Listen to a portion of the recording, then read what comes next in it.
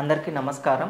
నా పేరు doctor Vijay Kumar, MD DM cardiology, consultant interventional cardiologist in Archana hospitals, Miyapur. ఈరోజు మనము గుండెకు సంబంధించిన వ్యాధి గురించి మాట్లాడుకుందాం.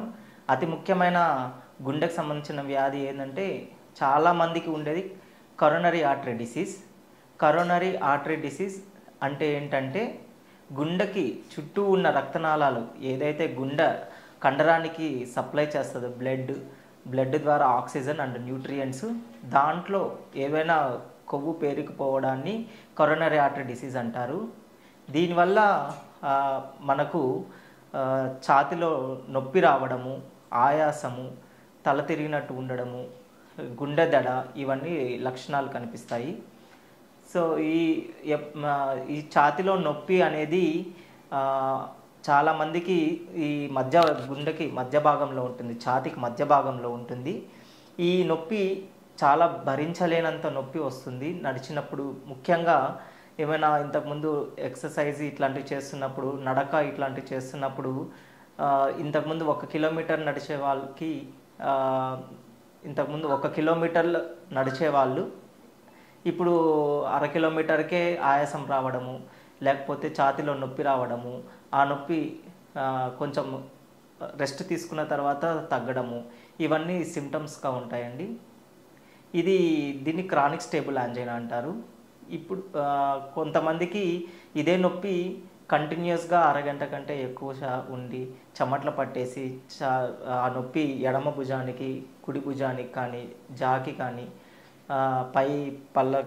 పైన కింద దవడకు కానీ ఇవన్నీ పాకుతూ ఉంటుంది. సో దీనివల్ల పేషెంట్కి ఇలా నొప్పి వచ్చినప్పుడు పేషెంట్ వెంటనే దగ్గరలో ఉన్న హాస్పిటల్కి వెళ్ళి ఈసీజీ అనే డయాగ్నోస్టిక్ టెస్ట్ని చేయించుకోవాలి. ఈసీజీలో మనకి ఏమైనా మార్పులు ఉంటే అక్కడ కార్డియాలజిస్ట్ చూసి 2D ఎకో అనే పరీక్ష చేస్తారు. 2D ఎకో స్కాన్లో మనకు ఏమైనా ఆ రక్తనాళం బ్లాక్ వల్ల ఆ కండరం అనేది కదలిక తగ్గిందా లేదా అనేది చూస్తాము. అంతేకాకుండా ఆ పరీక్ష ద్వారా మనము ఎల్వి ఫంక్షన్ అంటారు, గుండె ఎంత పర్సంటేజు తన రక్తాన్ని బయటికి పంపిస్తుంది దాన్ని నిర్ధారిస్తారు. నిర్ధారించిన తర్వాత మనకు నార్మల్గా ఉంటే మందులు రాసి పంపిస్తారు. లేదు ఈసీజీలో ఏమైనా మార్పులు ఉంటే మనకు యాంజియోగ్రామ్ అనే పరీక్ష చేస్తారు. యాంజియోగ్రామ్ అంటే మనకు చేతి దగ్గర నుంచి కానీ, తొడ దగ్గర నుంచి కానీ చిన్న మత్తు ఇంజెక్షన్ ఇచ్చి అక్కడ నుంచి ఒక పైపు ద్వారా గుండె చుట్టూ ఉన్న రక్తనాళాల్లో బ్లాకేజ్ ఏమైనా ఉందా లేదా చూస్తారు. ఒకవేళ బ్లాకేజ్ ఉన్నట్టయితే దాని తీవ్రతను బట్టి 70% కంటే తక్కువ ఉంటే మందులు వాడుకోమంటారు. 70% కంటే ఎక్కువ ఉంటే స్టెంట్లు అవసరమా, లేకపోతే 1 కంటే 2 రక్తనాళాల బ్లాక్ ఉంటే బైపాస్ ఆపరేషన్ చేయించుకోవడమా సజెస్ట్ చేస్తారండి. సో అసలు ఈ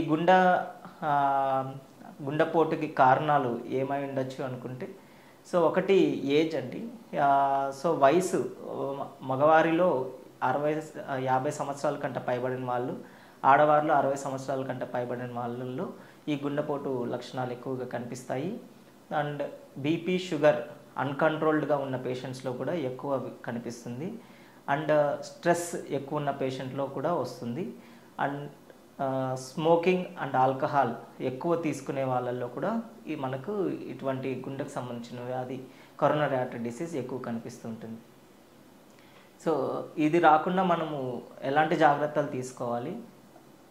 ముందుగా 40 ఏళ్ళు పైబడిన వాళ్ళందరూ సో కార్డియాలజీకి సంబంధించిన టెస్ట్లు, ఈసీజీ ఎకో, బేసిక్ టెస్ట్లు, ECG echo and treadmill test ఏదైతే ఉంటుందో అది రెగ్యులర్ ఫాలోఅప్ చెకప్స్లో చేయించుకోవాలి. అండ్ ఇప్పుడు లేటెస్ట్ టెక్నాలజీ ద్వారా ఇప్పుడు లేటెస్ట్ టెస్ట్ ఏదైతే ఉంటుందో like dobutamine stress thallium and calcium score in CT and CT coronary angiogram, ఇవన్నీ పద్ధతుల ద్వారా కూడా మనము గుండెలో ఏమైనా కరోనరీ ఆర్టరీ డిసీజ్ వచ్చిందా లేదా అని తెలుసుకోవచ్చు. దీన్ని అరికట్టడానికి మనం హెల్దీ డైట్ తీసుకోవాలండి. సో మన ఆహారంలో ఎక్కువ శాతం పండ్లు, కూరగాయలు అండ్ ఆకుకూరలు ఉండేటట్టు చూసుకోవాలి. అండ్ సాచురేటెడ్ ఫ్యాట్, ట్రైగ్లిజరైడ్స్ తక్కువ ఉన్న ఫుడ్ తీసుకోవాలి, డీప్ ఫ్రైడ్ ఫుడ్స్. అండ్ మనకు బీపీ, షుగర్ ఉన్నట్లయితే వాటిని బాగా కంట్రోల్లో చేసుకోవాలి. అండ్ మనకు స్మోకింగ్, ఆల్కహాల్ అలవాటు ఏదైనా ఉంటే అది వెంటనే ఆపేసుకోవాలి.